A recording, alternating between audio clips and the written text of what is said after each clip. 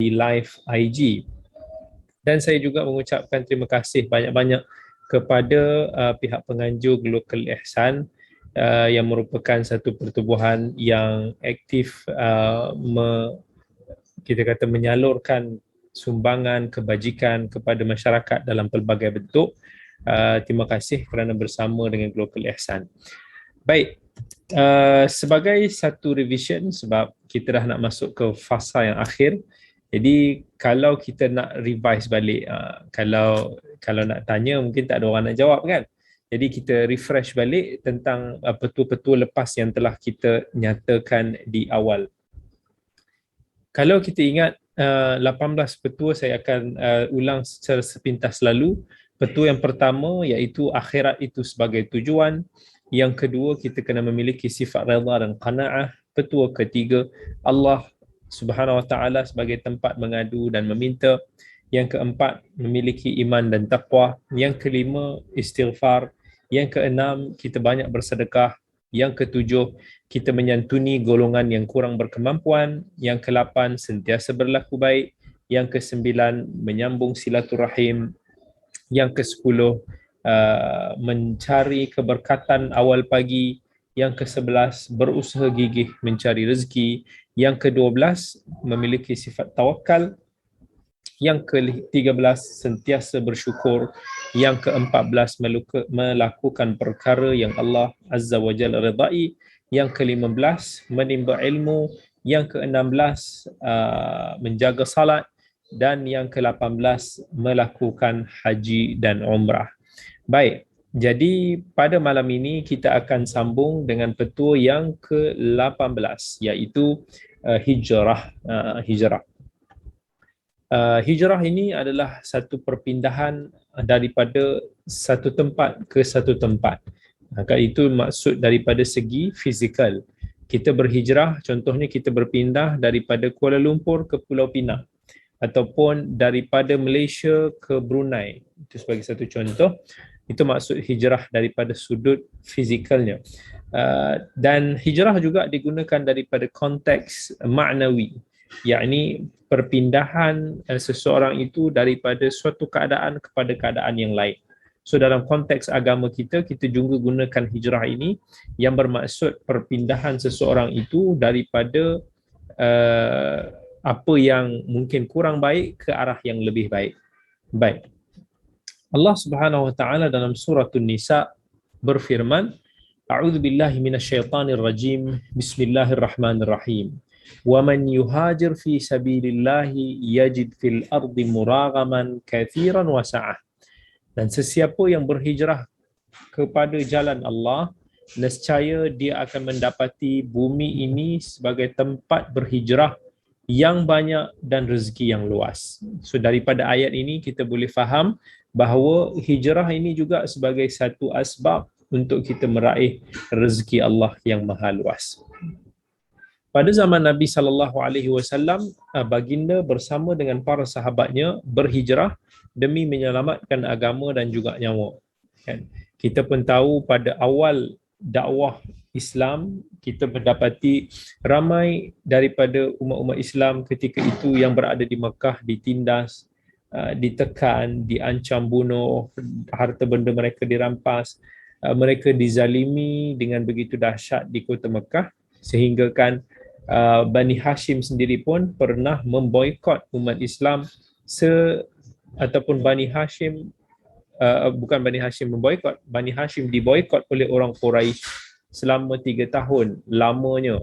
Masa itu mereka dihalang daripada berniaga, mereka tidak boleh berbual sesama orang Quraisy, mereka tidak boleh berkahwin sesama orang Quraisy. Maksudnya mereka totally di lockdown di satu tempat yang akhirnya membuatkan ekonomi umat Islam ketika itu jatuh.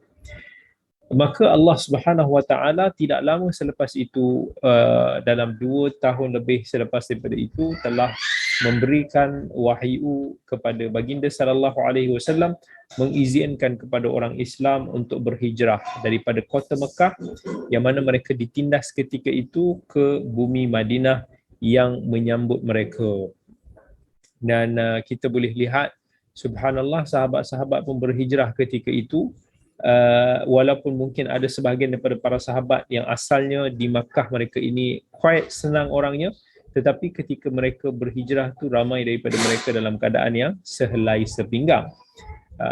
Dan kemudian alhamdulillah, qadarullahu ma syaa fa'al, setelah ramai daripada muhajirin itu berhijrah ke kota Madinah, mereka dikurniakan kekayaan yang melimpah ruah seperti Abu Bakar As-Siddiq, Uthman bin Affan, Abdurrahman bin Auf, Talhah bin Ubaidillah.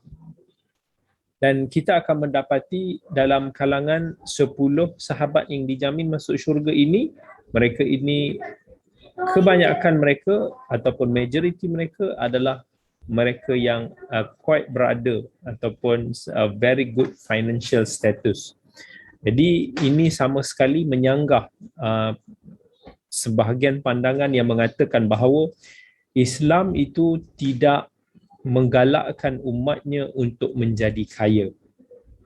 Sebaliknya, Islam menggalakkan umatnya untuk menjadi kaya yang beriman, yang menggunakan kekayaannya untuk mendapatkan akhirat. So jangan berhenti setakat itu. Jangan kita cakap Islam menggalakkan umatnya untuk menjadi kaya. Sebab menjadi kaya semata-mata itu bukanlah apa yang dituntut oleh Islam. Tetapi Islam menuntut umatnya untuk orang itu menggunakan kekayaannya di jalan agama Allah. Orang itu menggunakan kekayaannya untuk membantu saudara-saudaranya, berlaku ihsan sesama insan, menggunakan kekayaannya untuk mendapatkan pelaburan yang menguntungkan di akhirat kelak. So, betulkan salah faham tersebut. Sebab di sana juga ada segelintir juga mereka yang menyeru, yang mengatakan bahawa Islam itu tidak menggalakkan kekayaan. Ini juga satu pandangan yang tidak tepat. Ya. Kita pun dah bahaskan perkara ini sebelum ini dalam awal-awal bab dulu, tentang macam mana Nabi SAW mendoakan dirinya untuk bersama dengan orang miskin, tetapi pada masa yang sama Nabi SAW meminta supaya dijauhkan daripada kefakiran. Alright. Dan ingat, kita boleh berdoa kepada Allah supaya Allah mengayakan kita, tetapi pada masa yang sama kita minta Allah jadikan kita orang kaya yang bertakwa. Itu yang penting. Sebab kalau menjadi orang kaya yang tidak bertakwa, maka kita akan mendapat banyak dosa dan akan merugikan kita lagi lah. Dan itu kita tak mahu berlaku. Sebab dalam masyarakat kita juga ada satu stigma yang mana kalau mereka melihat seseorang yang beragama itu memiliki kekayaan, maka mereka seolah-olah akan berpersepsi yang negatif. Contohnya bila lihat orang-orang yang ustaz-ustaz, contohnya orang ataupun orang-orang yang nampak warak, orang-orang yang nampak beragama lah imejnya, perwatakannya, bila mereka ni melihat orang tu kaya, mereka ini akan dituduh seolah-olah penunggang agama, seolah-olah mereka ini ada melakukan penipuan. Dan itu kita boleh lihatlah banyak di dalam medsos, akhbar-akhbar. Bila kita tengok orang tu macam pakai kopiah sikit, pakai serban sikit, bila dibeli Mercedes Benz pun kena kecam, ataupun kalau dia memiliki rumah yang besar pun kena kecam. Sedangkan itu semua tidak salah untuk dimiliki. Kan, even Nabi SAW pernah menyatakan dalam hadis riwayat Ahmad, 4 benda yang merupakan kebahagiaan orang yang beriman. Salah antaranya adalah rumah yang besar, rumah yang luas, kenderaan yang selesa, jiran yang saleh dan juga pasangan yang salehah. Ini merupakan kebahagiaan kita dan tidak salah untuk kita mencari kebahagiaan ini sekiranya kita mampu. Kan, even para sahabat yang mulia-mulia seperti Abu Bakar As-Siddiq, Uthman bin Affan, ramai lagi sahabat-sahabat Nabi SAW, mereka ini merupakan manusia yang paling saleh, yang paling bertakwa kepada Allah. Tetapi mereka juga memiliki kekayaan yang digunakan ke jalan Allah. Jadi jangan ada perasaan skeptikal begini. Ramai orang bila diingat orang tu beragama sikit, orang tu ni mesti dia kena hidup zuhud.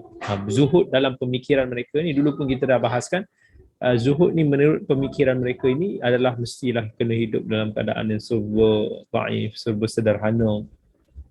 Ini bergantung kepada keadaan masing-masing. Ingat, rezeki ni Allah berikan kepada masing-masing, Itu bahagian masing-masing yang Allah berikan. So jangan kita saling dengki dan jangan kita melihat seseorang itu dengan persepsi yang negatif. Sebaliknya kita mendoakan kebaikan dan keberkatan buat saudara-saudara kita. Konsep hijrah ni, bila kita cerita sekarang tentang topik hijrah ni, bila kita applykan dalam sudut rezeki. So hijrah ni kita boleh applykan daripada sudut agama, daripada sudut amalan. Tapi dalam perbahasan kali ini kita nak fokus kepada hijrah yang diaplikasikan dalam konteks pencarian rezeki. Sebagai contoh, bila seseorang itu keluar untuk mencari pekerjaan, ataupun kita tengok ada orang daripada pantai timur dia berhijrah ke Kuala Lumpur untuk mencari sumber kehidupan yang lebih baik, ataupun ada orang daripada Kuala Lumpur yang berhijrah ke pantai timur untuk mendapatkan rezeki yang lebih baik. Jadi mengembara ataupun berhijrah keluar daripada kawasan kita yang kita selesa ni juga salah satu daripada faktor untuk kita mendapat rezeki. Sebab bukan mudah untuk nak kita meninggalkan apa yang kita dah comfort, apa yang kita dah selesa selama ini, untuk nak menempuh risiko, kemudian kita pergi ke tempat orang, kita nak menetap lama pula di sana. Semua ini adalah untuk nak kita membaiki kualiti kehidupan diri kita dan keluarga kita. Cuma bila kita berhijrah, mestilah kita lakukan hijrah tersebut dengan ikhlas. Maksudnya kita jangan lupa bila kita berhijrah tu, kita jangan lupakan Allah. Bila kita nak cari rezeki, jangan lupa kita kena ingat akhirat sama. Dan Allah sentiasa menjaga hamba-Nya yang menjaga syariat Dia. Dan Allah telah menjanjikan rezeki yang maha luas di luar sana, sebagaimana dalam ayat yang telah kita bacakan tadi.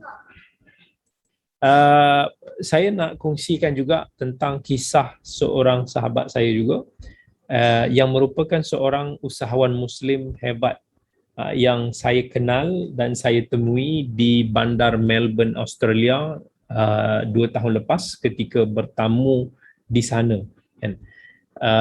Subhanallah, masa tu kami ada satu program dakwah di Melbourne dan di sana saya duduk di rumah beliau. Subhanallah, jazakumullahu khairan.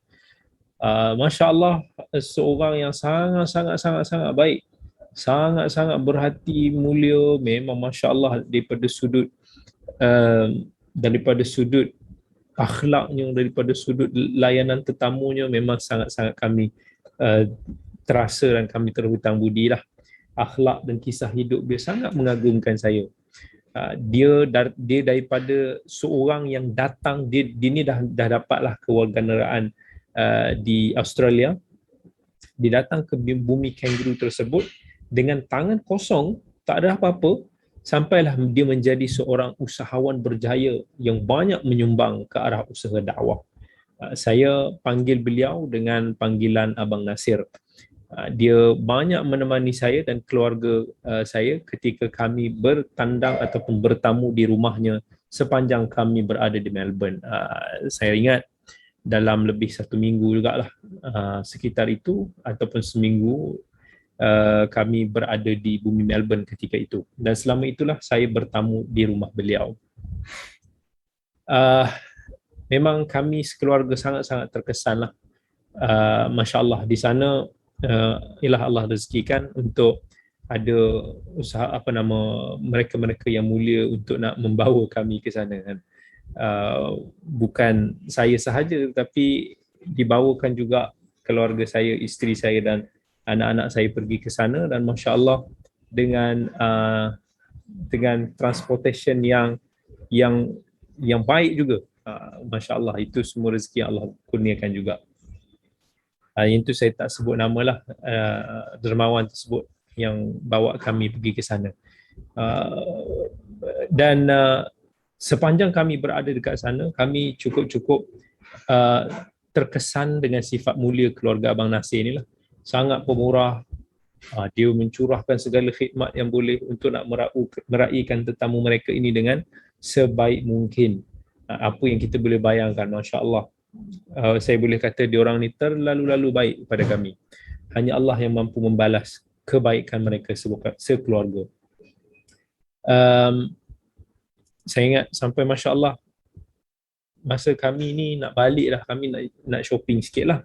So nak beli sikit barang-barang kenang-kenangan. So dia bawa kami pergi ke shopping mall. Tiba-tiba Masya Allah bila kami nak bayar, dia pun dah prepare ke apa, dia pergi bayarkan semua sekali. Satu troli yang kami beli itu semua sekali dia pergi bayar. Punya malu, segan kami. Allah, kita kata jangan tak apa, kita beli insya-Allah. Tapi dia kata tak boleh Ustaz. Ini bagi saya peluang. Dia kata bagi saya peluang untuk nak buat pahala, bagi saya peluang untuk nak meraihkan tetamu, bagi saya peluang untuk nak ikut sunnah Nabi SAW. Tak apa Ustaz jangan risau, dia punya insist lah. Sampai kami susah betul nak tolak dia lah. Subhanallah lah, Masya Allah, tabarakallah. Jadi kisah yang saya nak cerita tentang Abang Nasir ni, dia dengan isterinya, saya panggil sebagai Kak Har, dia datang ke bumi Australia, dia berhijrah dengan hanya membawa 600 Singapore dollar, sebab dia asalnya daripada Singapore, orang Melayu kita daripada Singapore. Yang saya ingat macam dekat Singapore dollar ke? Ataupun 600 Melbourne ataupun dolar Australia, yang dekat Malaysia pun lebih kurang 600 ringgit Malaysia lah. Itu je duit yang mereka boleh bawa masa tu pergi ke sana.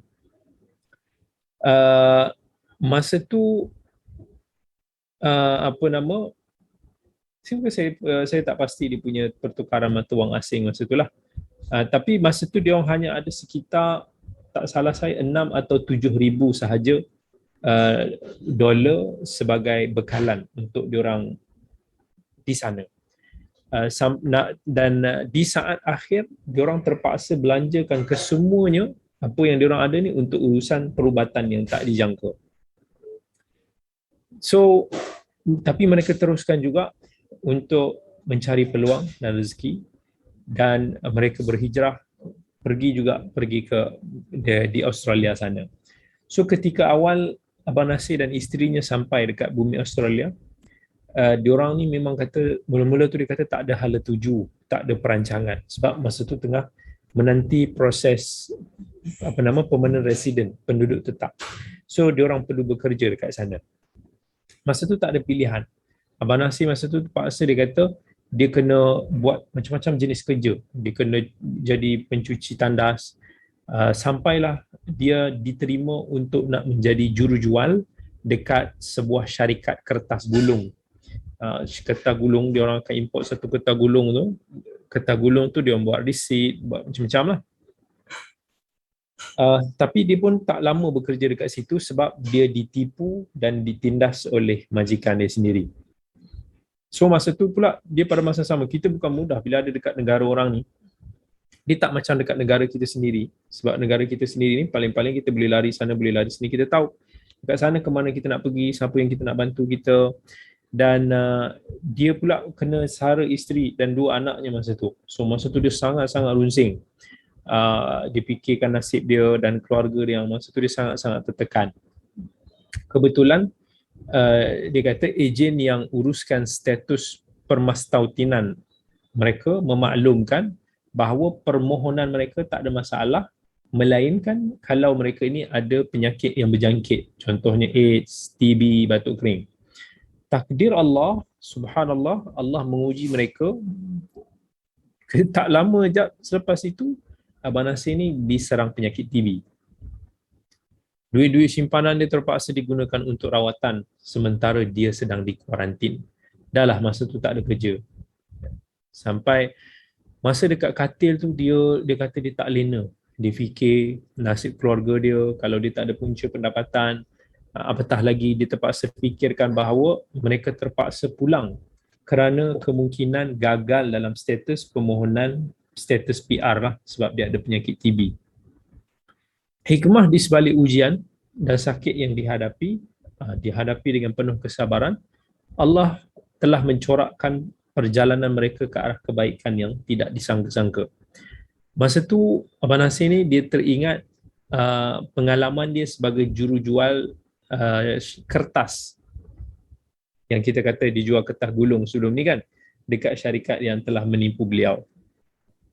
So dia pun masa tu dah tak ada cara lain, dia masa tu dia ada simpan kontak-kontak apa nama, kedai-kedai, customer-customer yang ambil kertas gulung daripada syarikat lama dia pun hubungi pelanggan syarikat tersebut yang sebelum ini dia pernah berurusan dengannya, dan masa itu dia cuba untuk nak menjual sedikit kertas gulung masa yang terdesak tu. Dia ada beberapa stok sikit yang dia ambil, dia nak cuba jual. Mula-mula dia kata dia cuma boleh jual 5 gulung sahaja kertas. Sikit-sikit jadilah, boleh sikit-sikit. Dia cuba offer dengan harga yang lebih baik. Daripada atas katil masa tu, dia call.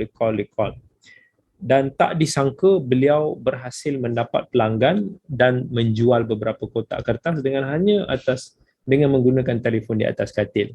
Masa tu isteri dia Kak Har, Masya Allah, orang yang baik.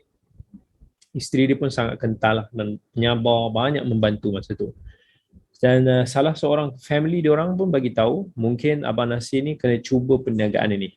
Mungkin dia ada bakat lah sebagai salesman dalam bidang kertas tersebut. Mungkin dia sepatutnya berniaga sendiri. Sebab dia boleh jual walaupun atas katil pun dia boleh dipandai nak jual. Dan setelah Abang Nasir ni sembuh, dia dibantu oleh isteri dia meneruskan nasib mereka untuk meneruskan cuba perniagaan baru mereka sendiri. Sebelum ni kerja dengan orang. Mula-mula tu dia kata dia boleh jual dalam 6-7 kotak sahaja seminggu. Seminggu 6-7 kotak jadi boleh jual. Kemudian sedikit demi sedikit saban tahun, sampailah sekitar beberapa tahun yang lepas, dia kata berlaku satu perubahan positif yang mendadak yang telah melonjakkan perniagaan mereka sampai mereka mampu untuk mengimport sampai 15 hingga 18 kontena dan menjadi antara pengedar utama di pelbagai bandar dekat Australia tu. And persoalannya apakah punca melonjakkan positif tersebut yang telah mengubah kehidupan mereka? So ini rahsia dia. Pada tahun 2015, ibu ataupun ayah salah seorang Abang Nasir ataupun Kak Har, saya lupa, ditimpa satu sakit yang memerlukan kos rawatan yang tinggi. Dan mereka terus berusaha, berikhtiar, bersabar, nak jaga, mendampingi orang tua mereka. Masa tu dengan keadaan yang mereka nak handle perniagaan mereka. Tapi keutamaan ibu dan ayah diletak mendahului segalanya. Walaupun mereka terpaksa habiskan simpanan wang mereka untuk nak membayar kos rawatan ibu dan ayah mereka. Mungkin doa daripada ibu ataupun ayah yang mendoakan rezeki mereka dimurahkan ataupun diberkati, sejak itu perniagaan mereka tiba-tiba meletup. Pelbagai rezeki datang dengan tak disangka-sangka, pelbagai urusan mereka seakan dipermudahkan. Dan pasangan ini pun dia cerita kat saya sendiri, dia langsung tak menyangka mampu sebelum ini nak jual separuh kontena ataupun dia rasa macam tak mampu. Tapi sekarang ni dia orang sampai mampu import sampai 20 kontena dengan sekitar dia orang kata ada lebih kurang 1,000 pelanggan daripada seluruh negara di Australia, dan mereka memiliki jenama dakwat mereka sendiri yang mereka berikan nama Postprint. Syarikat dia orang tu dinamakan sebagai H&R Services dan telah beroperasi selama 12 tahun di sana, lebih 12 tahun. Dan sekarang ni dia orang dah ada gudang sendiri yang besar dekat bandar Victoria, Melbourne. Dan dia orang tengah merancang untuk nak meluaskan perniagaan mereka ke luar negara pula. Alhamdulillah, Abang Nasir, Kak Har dibawa saya dan family untuk nak visit mereka punya gudang. Masya Allah, saya takjub dengan kebolehan anak Melayu Muslim ini yang berjaya di luar negara membina daripada kosong sehingga berjaya dekat sana, dalam keadaan yang kita tahu bukan mudah. Di luar negara tu, bukan di negara sendiri. Dalam keadaan mereka juga seorang yang berjiwa Islamik.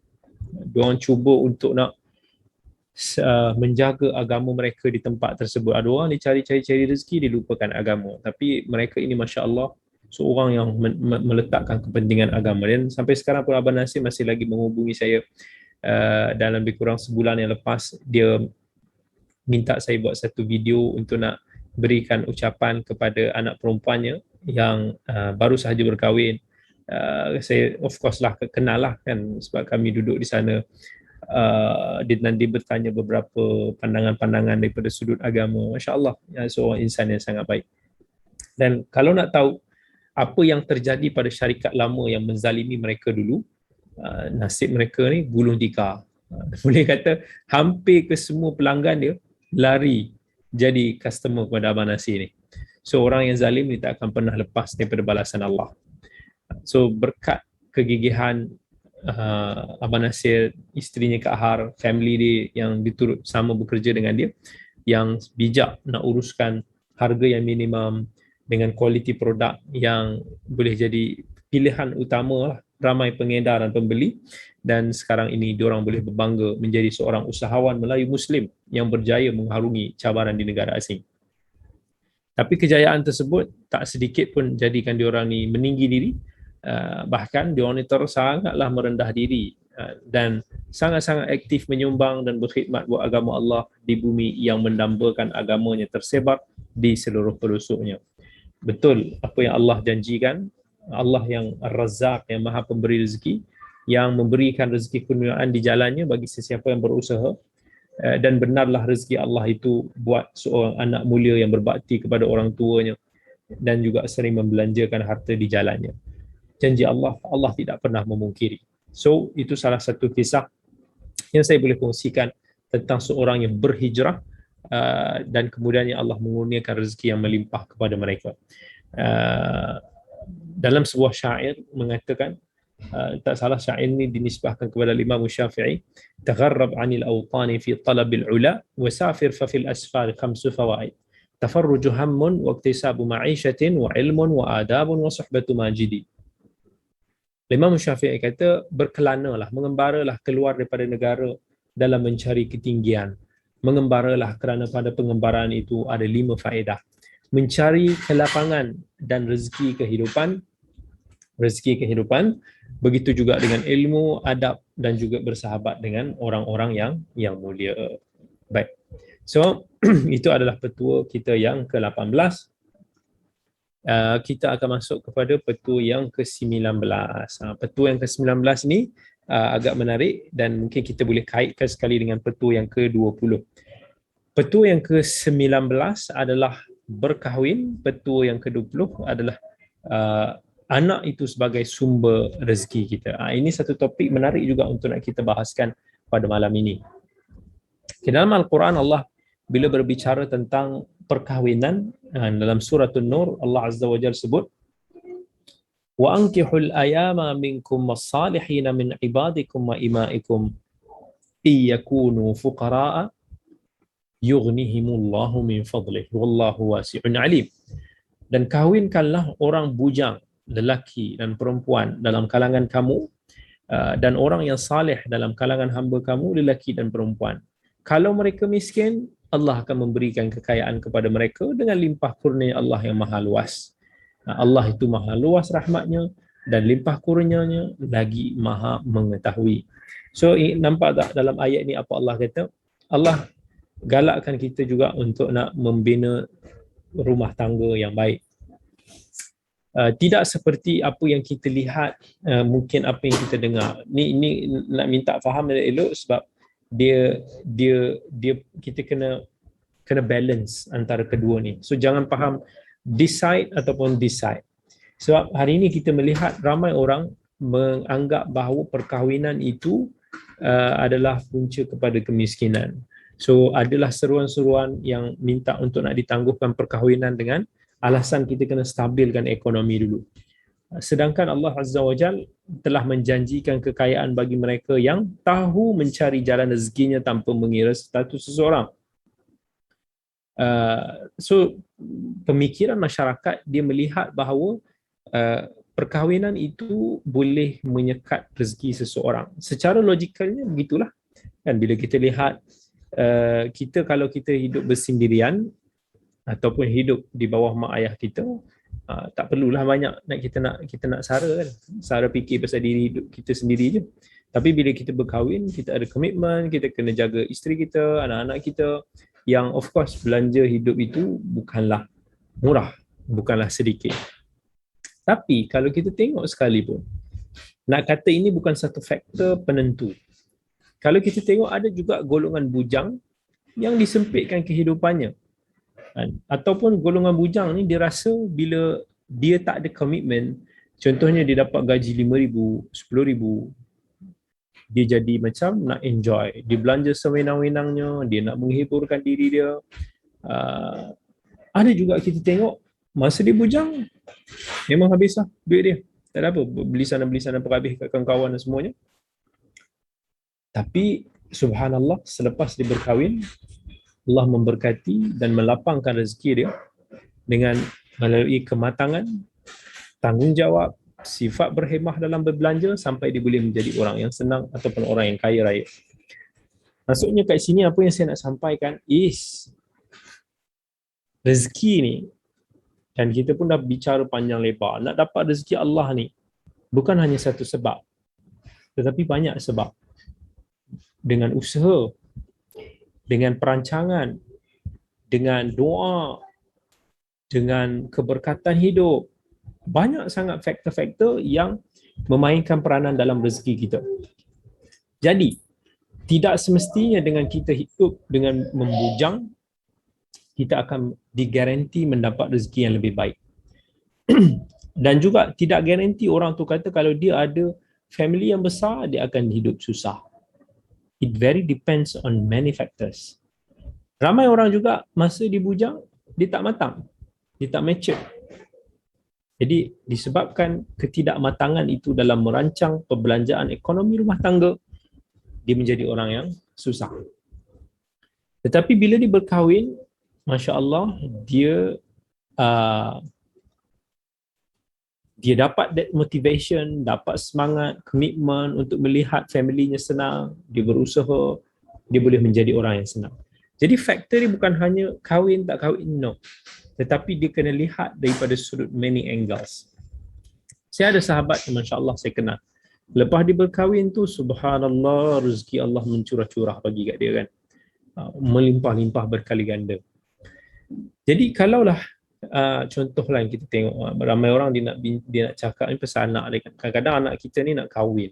So bila anak kita ni nak kahwin, kita pun mestilah sebagai ibu bapa kadang-kadang kita fikir. Tapi Masya Allah, ada juga sahabat kita yang dikasihi kat majlis ni, dia kata tak kisah pun anak nak kahwin, silakan. Masya Allah, seorang ibu yang hebat. Sebab mungkin ramai orang dia melihat daripada sudut angle. Contohnya bila nak kahwin, dia akan tengok terus status, dia akan tengok daripada sudut pekerjaan, career, itu je yang dipikir. Sampai bukanlah kita nak kata 100% salah, no. Tetapi jangan menjadikan itu sahaja sebagai satu kriteria ataupun piawaian anak kita nak hidup senang. Ramai orang yang bila dia dah kahwin dengan anak orang kaya sekalipun, at the end, kebahagiaan mereka juga hilang. Tak ada bahagianya. Ada juga yang bankrupt, ada juga yang macam-macam. Sebab kebahagiaan seseorang, rezeki seseorang itu bukan hanya diukur dengan material semata-mata, itu hanya bukan indikator utama. Tapi sebenarnya apa yang perlu kita nilai adalah keseluruhan package. Daripada sudut agamanya, daripada sudut kematangannya, daripada sudut akhlaknya, karakternya. InsyaAllah, kalau dia boleh jaga Allah, dijaga hubungan dengan Allah, dijaga dia punya salat, insya-Allah orang yang cerdas, orang yang berhikmah begitu, sangkaan kita dia boleh jaga anak kita lah, insya-Allah. Tapi kalau orang tu hanya ada kekayaan semata-mata dan kita ingat itulah faktor kebahagiaan, barangkali silap. Sebab bila dia ada duit, lagi senang dia nak buat macam-macam, lagi dia duk berjuli katak dekat luar sana, lagi dia duk ada macam-macam godaan yang mungkin dia akan tewas. Jadi kita kena lihat daripada sudut yang pelbagai. Okay? Jangan hanya stick kita ingat, oh tak apalah sebelum kahwin ni bina career dulu semata-mata and cari orang-orang yang dah stable. Itu sahaja yang kita fikir. So, dia bukan hanya, macam tu saya kata, jangan kita hanya melihat daripada sudut itu semata-mata dan bukan tak melihat langsung, tapi kita kena balance di tengah-tengah untuk melihat daripada semua keadaan. Sometimes Allah berikan rezeki yang luas kepada kita melalui pasangan hidup kita yang saleh ataupun salehah, melalui anak-anak kita. Saya secara personally, saya merasakan kalau saya membujang, maybe mungkin Allah tak memberikan lah, mungkin saya tak mendapat lah apa yang saya ada. Sebab nak dapat rezeki ni is many factors, dia bukan hanya usaha semata-mata, not gonna be like that. Kalau kita rasa usaha kita hanya semata-mata kerana kita ada satu kejayaan dan sebagainya, tapi kalau kita tak ada motivation, kita tak ada semangat pun, lama-lama kita akan down juga. So sometimes semua orang memainkan peranan. Contohnya saya ada isteri yang boleh katakan dari sudut careernya tak adalah, dia tak ada bekerja lah di luar. Dia pilih begitulah, bukan kata saya tak bagi tapi saya dah pernah tanya sebelum ini dia nak bekerja ataupun tak. Saya bagi tahu it's my responsibility untuk nak mencari nafkah keluarga. It's not on you. Kalau dia nak, it's okay, but if not, itu bukan dia punya tugas, bukan tanggungjawab dia. Dia memilih untuk nak lebih menjadi suri rumah di rumah. Kalau difikirkan secara logik, berbanding dengan family yang mungkin suami isteri bekerja, dari segi angka mesti orang kata yang bekerja suami isteri itulah yang mungkin akan dapat rezeki yang lebih kan. Itu biasanya apa orang fikir. Tapi saya merasakan sebaliknya. Sebab bila alhamdulillah kita suami isteri ni memiliki ketenangan dalam hidup, kan, ada daripada sudut muasyarah bil ma'ruf, satu pergaulan yang baik di antara suami dan isteri, ada kesepakatan bersama, saling menyokong each other, dan itulah yang membuatkan kita kuat daripada sudut untuk nak mungkin berusaha lebih ataupun untuk nak move on. Kalau tak ada that penyuntik-penyuntik semangat seperti itu, maybe kita akan collapse. Mungkin sikit ujian kita akan jatuh, mungkin kita akan rasa hidup kita kelam. It's very subjective to individual. Setiap orang ada dia punya karakter masing-masing. And as for me, itulah sumber rezeki. So saya merasakan isteri saya adalah sumber rezeki saya. Walaupun ada orang dianggap, ada suami kerana dipaksa juga isteri dia kan, betul, kerana isteri itu dia kata dia tak nak kerja tapi dipaksa, seolah-olah mestilah, habis tu siapa nak bayar bil, siapa nak bayar rumah, siapa nak bayar kereta, siapa nak bayar ni. Kalau kita fikir daripada sudut matematika manusia, mungkin itulah logikanya. Tetapi bila kita menghitung dari sudut matematik Allah, that's not the absolute indicator. Dan Allah boleh kurniakan rezeki kita dalam bentuk yang berbagai. Alhamdulillah. Yang penting kita jaga Allah. InsyaAllah Allah akan jaga kita. InsyaAllah. Dan rezeki Allah itu maha luas. Jangan ukur daripada satu sudut angle semata-mata. Then it comes to petua yang ke-20, iaitu anak itu adalah rezeki dan juga sumber rezeki. Ingat firman Allah, ini dua ayat yang lebih kurang sama, yang mana Allah sebut yang pertama dalam suratul Isra, yang kedua dalam suratul An'am, wala taqtulu auladakum khasyata imlaqin nahnu narzuquhum wa iyyakum. Janganlah kamu membunuh anak-anak kamu kerana takutkan kemiskinan, kamilah yang memberi rezeki kepada mereka dan kepada kamu. Okay. Ayat yang kedua, wala taqtulu auladakum min imlaq nahnu narzuqukum wa iyyahum.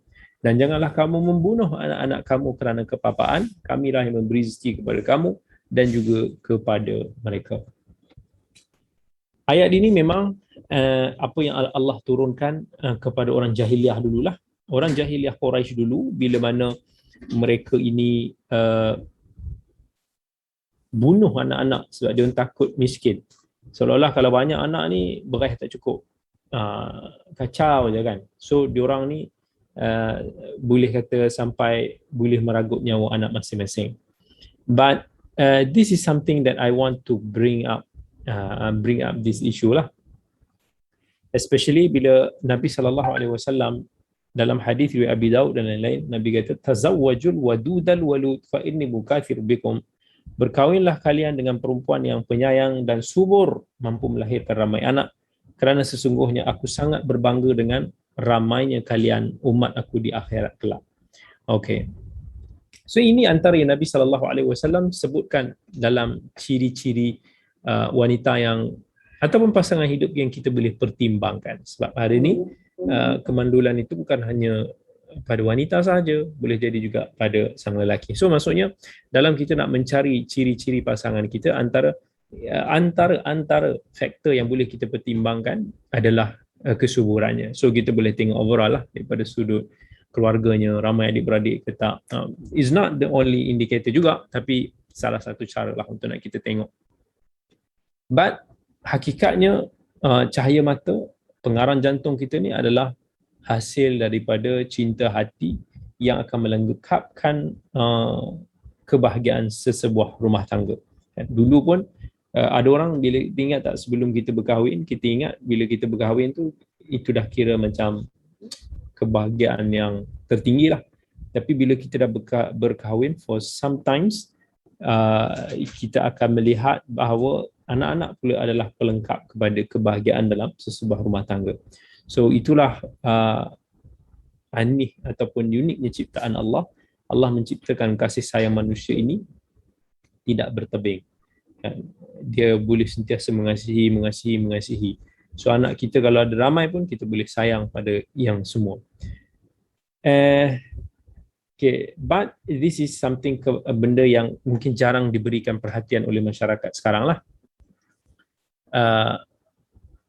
Dan maybe hal ini agak janggal untuk diselidiki lah. Memanglah pelik lah kalau kita nak tengok orang tu subuh, tidak payahlah. So, kalau dah cinta, pejamkanlah mata. Cinta itu buta kan. But overall insyaAllah overall lelaki ataupun wanita tu biasanya bolehlah melahirkan zuriat, insyaAllah, kalau mereka mengamalkan hidup yang sihat, keluarga yang baik, insyaAllah. Dan pasangan yang telah berkahwin juga digalakkan untuk kalau mampu untuk meramaikan zuriat menurut kemampuan mereka. Jangan faham kat saya, oh Ustaz, mana boleh beranak. Jangan faham begitu juga. Macam tadi kita bagi tahu, don't take this side too much, don't take this sides too much. We have to be in the middle.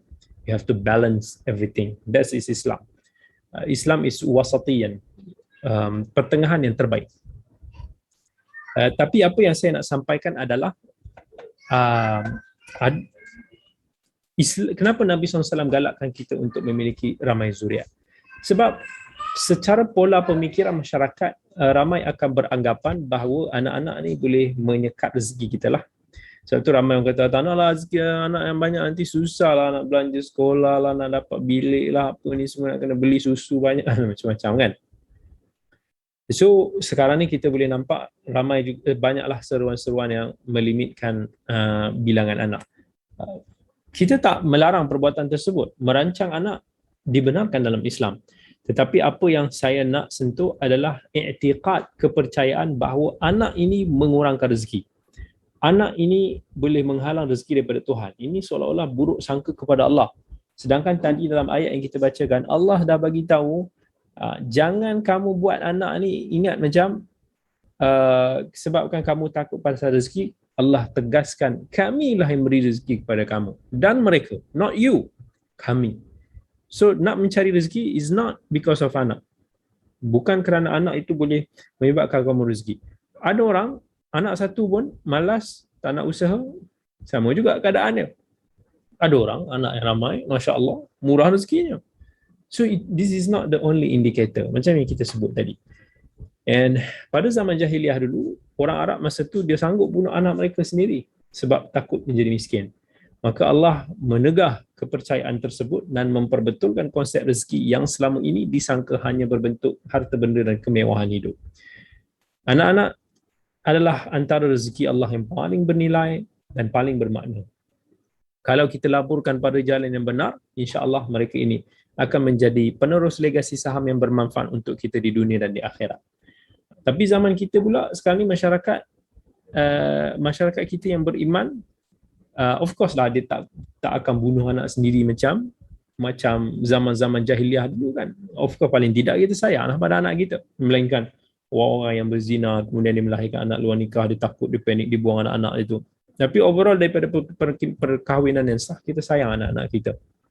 Tapi apa yang kita boleh istimbat daripada hadis ini adalah ramai orang dia risau sampai dia menganggap Okey, tak salah merancang keluarga. Tetapi janganlah sampai menganggap bahawa kita merancang ini kerana kita takut kemiskinan. Of course, Islam tidak menyeru ke arah perlambakan anak tanpa pertarbiahan yang berkualiti. Dan sudah tentu perancangan yang rapi diperlukan dalam kerangka untuk untuk masa depan anak-anak dan rumah tangga yang bahagia. Banyak hadis-hadis yang menekankan tentang kepentingan tarbiyah anak-anak yang berkualiti supaya mereka menjadi hamba Allah yang bertakwa. Betul, anak adalah untuk dididik, bukan untuk diternak. Tapi dalam Islam juga Allah mengajar ataupun Nabi SAW mengajar umatnya untuk beriman kepada Allah dengan keimanan yang jujur dan akan memiliki sifat tawakal kepada Allah, bahawa Allah lah yang maha memberikan segala rezeki. Allah lah yang maha mengetahui apa yang kita tak ketahui, dan Allah lah yang memberikan segala-galanya kepada kita. And antara faedah terbesar yang dihasilkan oleh sesebuah rumah tangga yang cemerlang adalah kalau kita mempunyai zuriat yang saleh. Kalau kita ada zuriat saleh yang ramai, fabiha wa ni'mah. Itulah yang sangat-sangat baik dan penuh nikmat. Sebab mereka ini akan menjadi sumber amal saleh kita selepas kita pergi meninggalkan dunia ini. Kalau kita cuma ada satu anak, satu je, is very small, very little maybe. But maybe seorang tu ada 6-7 anak yang boleh buat amal saleh. Kan Nabi pun dah bagi tahu kan, kalau kita ni mati terputus segala amalan melainkan 3 benda: sedekah jariah, ilmu bermanfaat, dan doa anak yang saleh. Bayangkan lebih banyak anak saleh yang mendoa kepada kita, yang melakukan amalan yang membuatkan kita insya-Allah mendapatkan sebahagian ataupun saham daripadanya. Dan lebih ramai zuriat saleh yang mampu kita hasilkan, dan itu sudah pastinya lebih membanggakan Nabi kita di akhirat kelak. Nikmat apakah yang lebih besar daripada kita menggembirakan kekasih hati junjungan kita yang tercinta baginda sallallahu alaihi wasallam.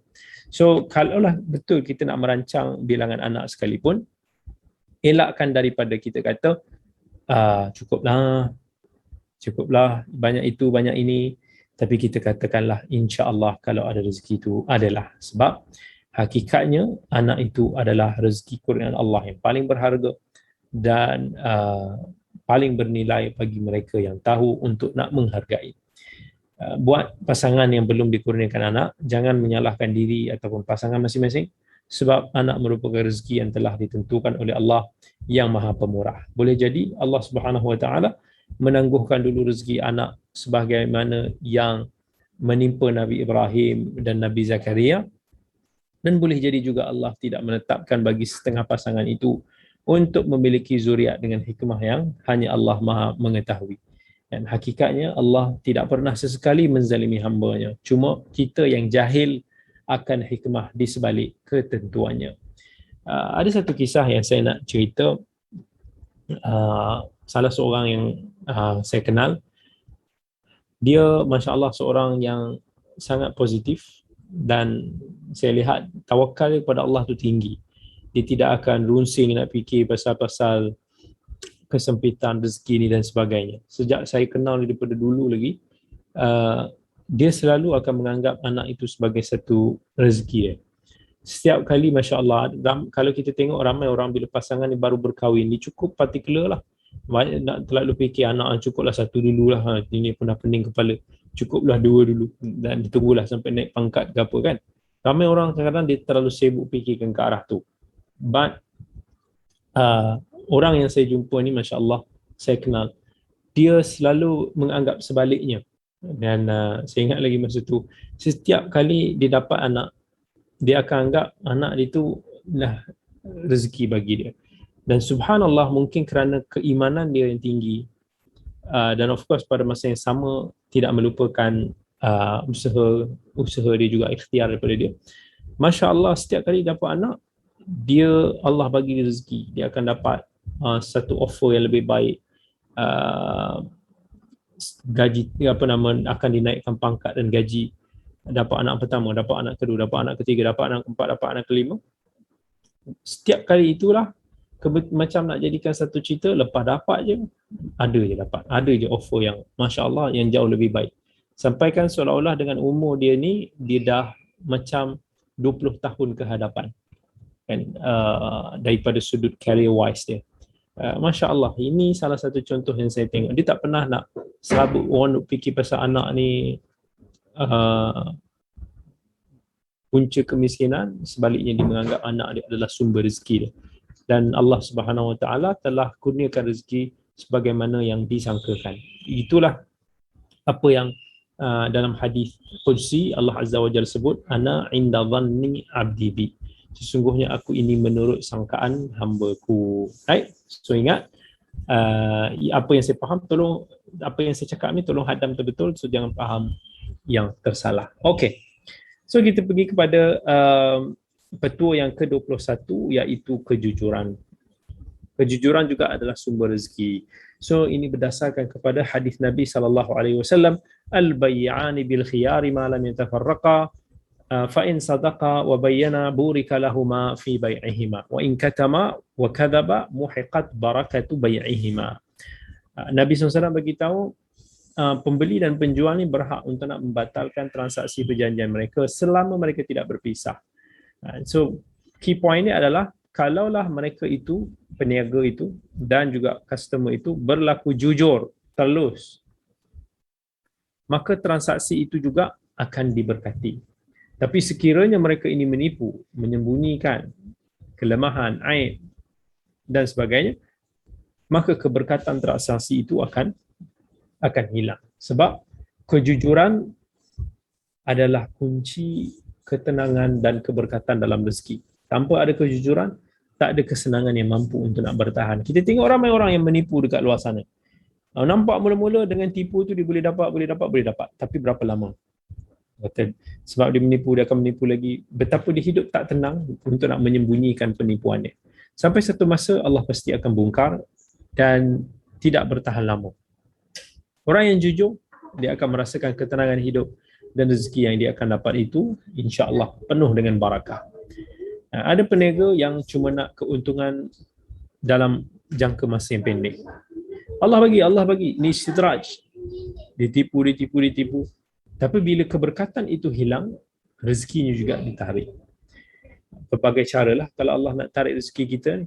Ada orang ni dia berjoli habiskan duit yang dia ada.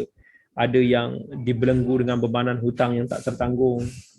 Ada yang diuji dengan sakit berat yang dikena bayar kos yang tinggi untuk nak merawat. Ada yang dikhianati, ada yang dicurangi pasangan dia. Macam-macam lah masalah dalam hidup ni serabut kan. Ini semua boleh terjadi apabila barakah itu hilang daripada kita. Sebab tu dalam Quran Allah pesan, ya ayyuhalladzina amanu taqullah wa kunu ma'as sadiqin. Wahai orang yang beriman, bertakwalah kamu kepada Allah dan hendaklah kamu sentiasa bersama dengan kalangan orang yang jujur. Be transparent, don't hide lah. Saya ni macam tu lah, jenis orang yang straightforward, tak suka nak sembunyi-sembunyi. Dan if anything, yang kalau kita sembunyi tu kita rasa macam tak tenang hidup, seolah-olah benda tu kita buat salah ke apa. So benda-benda yang if it's not anything not wrong, so why kita kena hide it? So benda-benda itulah yang akan menyebabkan kita tak tenang. Okay, petua yang ke-22. Right, petua yang ke-22 ni salah satu petua yang penting juga, iaitu kita memberikan ruang dan peluang kepada orang lain. Ini satu benda yang sangat penting. Sebab ada kadang-kadang kawan-kawan kita sendiri, sahabat kita sendiri, dia rasa kita ni menjadi penyekat rezeki dia. Dia rasa bila kita ada in that position, seolah-olah rezeki dia akan berkurangan. So ini terjadi dan saya rasa banyaklah terjadi, even kadang-kadang di kalangan orang yang berilmu sekalipun. Dia boleh merasakan begitu. Sometimes dia rasa kita ni is kompetitor yang boleh mengurangkan rezeki dia. Subhanallah. Sedangkan dalam Al-Quran Allah sebut suratul Maidah, ya ayyuhalladzina amanu idza qila lakum tafassahu fil majalisi fafsahu yafsahillahu lakum. Wahai orang yang beriman, apabila diminta kepada kamu untuk nak memberi lapang dan tempat duduk kamu untuk orang lain, maka lapangkanlah seboleh-bolehnya supaya Allah melapangkan untuk kamu. Saya kenal ada dua jenis orang. Dua orang kawan. Satu orang, Masya Allah, Subhanallah, dia jenis yang bila ada peluang rezeki yang dia boleh kongsi dengan kawan-kawan ni, dia akan bagi. Dia tidak merasakan bahawa kalau kawan itu berada bersama, rezeki dia akan kurang. Ini Masya Allah, orang yang sangat-sangat mulia lah.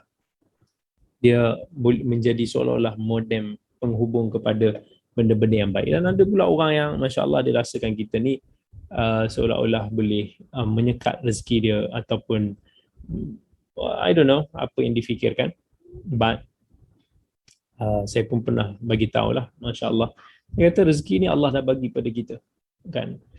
Kalau Allah dah takdirkan satu-satu rezeki itu ada pada tempatnya, maka sama ada kita wujud ataupun kita tidak, Allah akan bagi.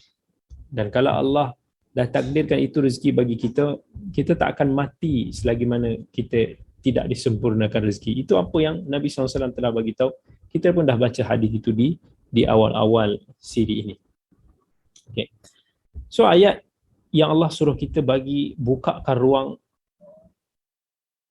kepada orang lain selapang-lapangnya, ayat ini suruh kita untuk nak buat kebaikan sesama manusia. So dalam apa-apa juga keadaan sekalipun, kita digalakkan untuk nak bagi peluang kepada sahabat-sahabat kita dengan nikmat yang kita rasakan. Jangan kita conquer we only. Tapi kalau ada peluang, okay, offer pada sahabat kita supaya kita dapat berkongsi rezeki itu bersama-sama. Tak terhadlah pada majlis ilmu, pada majlis keramaian, bukanlah maksudnya tolong bagi tempat duduk, tak semestinya itu. Tapi kelapangan yang Allah tuntut ini juga boleh jadi dalam bentuk jawatan, peluang, ruang dan seumpama dengannya. So ada kadang-kadang apabila kita sudah berada dalam satu position, ada orang tu dia tak mau dah nak kongsi. Kadang-kadang kita tengok ada orang tu bila dia dah jadi orang boss ataupun someone di jawatan yang tinggi, so dia akan susahkan orang di bawah dia. Sebab dia tak maulah orang tu senang-senang duduk sama tinggi dengan dia. Dia akan kata, dulu aku nak dapat pun susah, kau pun mesti kena susah juga. So dia rasa tamak, dia rasa iri hati, dia rasa macam orang tu akan menyekat rezeki dia. Subhanallah, sedangkan rezeki yang dia dapat yang tu jugalah, tak ada kekurangan pun.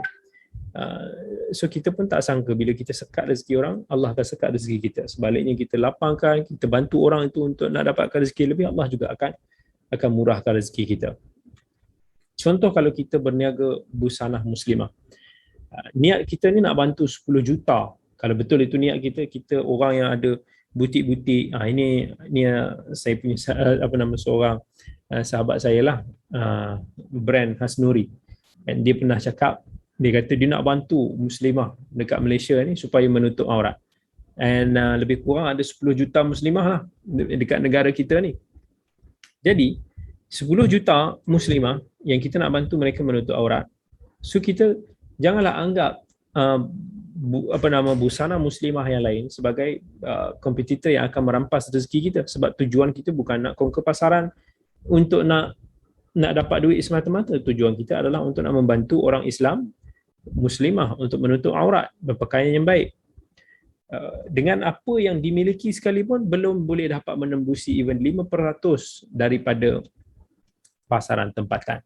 So kita sepatutnya gembira bila ada jenama-jenama lain, sahabat-sahabat seangkatan lain yang mengusahakan perusahaan yang sama, yang dapat meramaikan lagi, memberikan lagi option-option kepada muslimah untuk berpakaian dengan baik. So itu maksudnya kita betul-betul nak jayakan hasrat murni kita.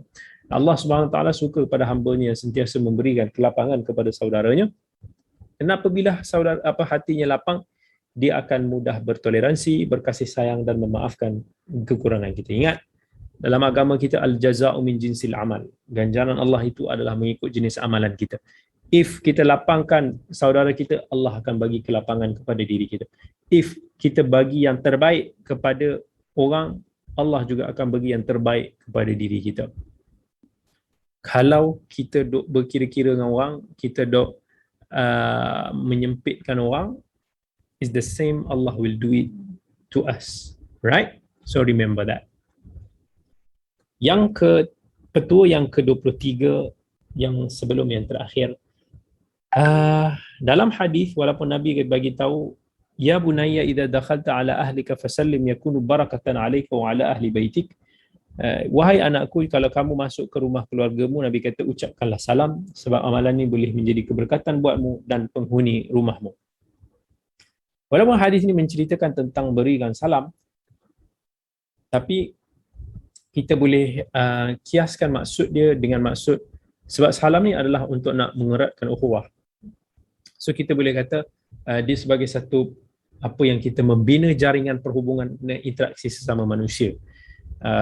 Memberi salam ni of course memberikan keberkatan macam kata Nabi SAW, dan barakah itu pula lah adalah sumber rezeki yang kita selalu tegaskan. So bila kita kata sebarkanlah salam, dia juga termasuk dalam membina jaringan, itu juga termasuk dalam cara kita untuk nak mendapatkan rezeki. Maksudnya Nabi SAW nak ajar kepada kita, you have to build your network. Macam tu juga orang dalam berniaga ni dia kena ada banyak network. So kalau dia tak ada network, dia susah nak berniaga. So maksudnya kita kena faham dalam konteks hadis ni, Nabi nak galakkan untuk nak kita membina jaringan yang baik. Tanpa jaringan yang baik, susah jugalah untuk kita memperoleh rezeki Allah yang lebih luas. Sebab Allah menggunakan rezeki kepada kita melalui pelbagai sumber, pelbagai manusia. So kita kena mencarinya melalui jaringan perhubungan yang dalam agama kita bagi tahu ia adalah salam. Salam, kita membina perhubungan. Kita bina perhubungan termasuk dengan orang yang belum kita kenal. Sebab jaringan networking ni antara faktor penting lah yang menyumbang ke arah kejayaan sesebuah perniagaan ataupun apa-apa yang lain. So sometimes bila kita nak memelihara jaringan perniagaan, pelbagai perselisihan yang kita kena ketepikan, sebab maslahat perniagaan itu yang kena diutamakan. Begitu juga dengan ukhuwah. Sekiranya diletakkan ukhuwah dan agama itu sebagai keutamaan, pelbagai perpecahan umat Islam yang berlaku pada hari ini dapat dielakkan. Dan yang terakhir sekali, jangan lupa untuk kita sebagai satu petua yang ke-24, petua untuk nak kita memperolehi rezeki daripada Allah, iaitu kita istiqamah dalam kebaikan. Daripada mana kita dapat tips ini adalah daripada firman Allah dalam suratul Jin. Allah kata, wa allau istaqamu 'ala at-tariqati la asqainahum ma'an ghadaqa. Sesungguhnya kalaulah mereka manusia dan jin itu berjalan betul di atas jalan Islam, beristiqamah, maka kami akan berikan kepada mereka sebab-sebab kemewahan. Dengan Allah gunakan perkataan menurunkan hujan lebat kepada mereka. Jadi Allah dah janjikan rezeki bagi mereka yang istiqamah di jalan dia. Hujan lebat yang Allah katakan dalam Quran ini menggambarkan hujan rezeki yang mencurah-curah. And so istiqamah ni maksudnya kita melazimi satu jalan yang lurus. Kita always taat kepada Allah, kita konsisten dengan keikhlasan kita, dengan amalan kita yang baik-baik. Jangan biarkan syaitan ni dibisik kepada kita untuk kita berhenti dalam satu-satu amalan yang baik yang kita lakukan. Kadang-kadang syaitan bisik. Dia kata dia tak suruh kau cut terus. Dia tak suruh kita stop, tapi disuruh kita untuk nak kurangkan sikit sampai lama-lama kita hilang perasaan untuk nak istiqamah dalam perkara tersebut. Of course, bukan mudah untuk nak beristiqamah. Walaupun Nabi kata istaqimu walan tuhsu, cubalah kamu beristiqamah tapi kamu tidak akan mampu. Dan itulah yang syaitan dijanji untuk nak akan sesatkan kita.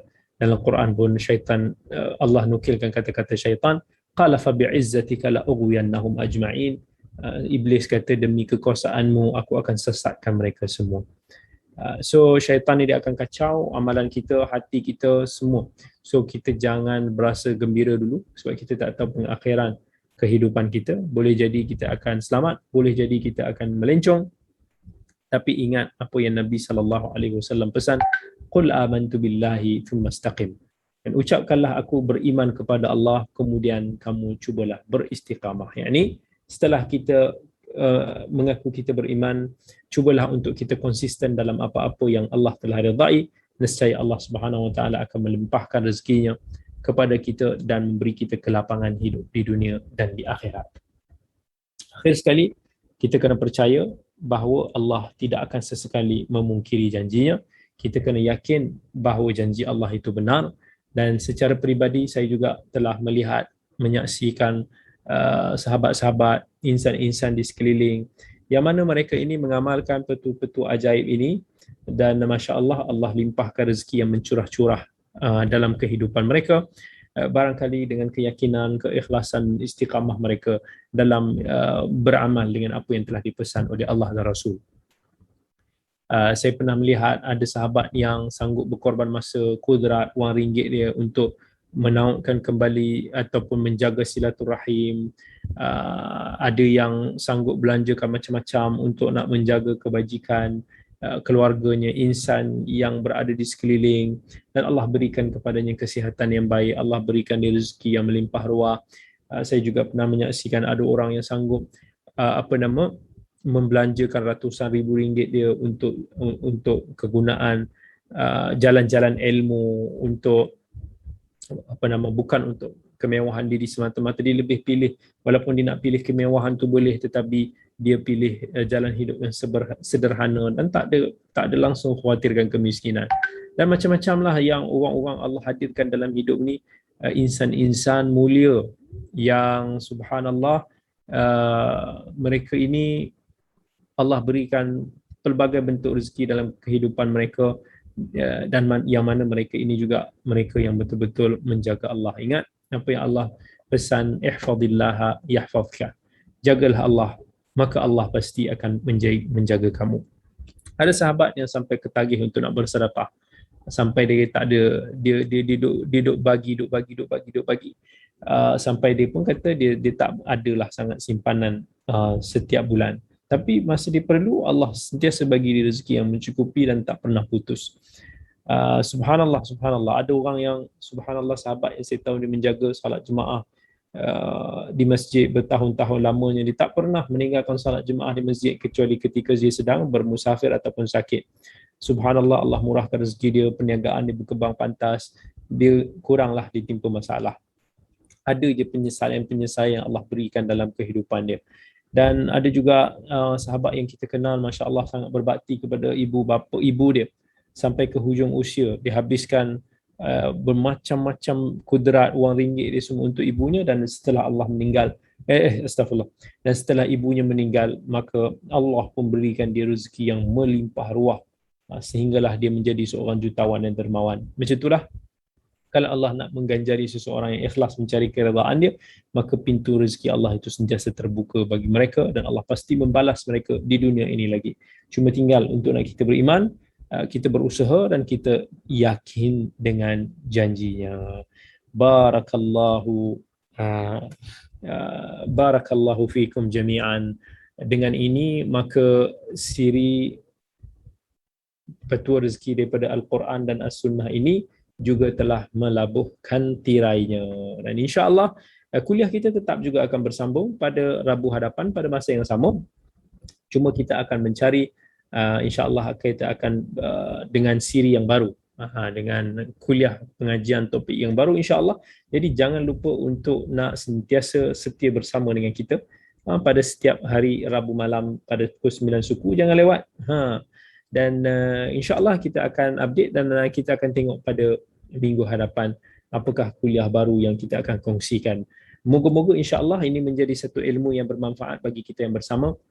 Dan saya mengharapkan juga jika ada amal-amal saleh yang dilakukan oleh kalian, saya juga insya-Allah akan mendapat pahalanya, sahamnya, penganjurnya juga akan mendapat pahalanya, Global Ihsan, Kak Majini dan sahabat-sahabat semua. Kita semua di sini insya-Allah moga-moga akan mendapat saham dan ganjaran daripada Allah Subhanahu Wa Taala. Itu yang mampu saya doakan. Moga-moga kita mendapat keberkatan dalam hidup ini. Jadi sampai sini sahaja dulu untuk perkongsian kita pada malam ini. Terima kasih banyak saya ucapkan kepada semua hadirin dan hadirat yang bersama dengan kita. Bertemu lagi pada minggu hadapan. Terima kasih banyak-banyak. Assalamualaikum warahmatullahi wabarakatuh.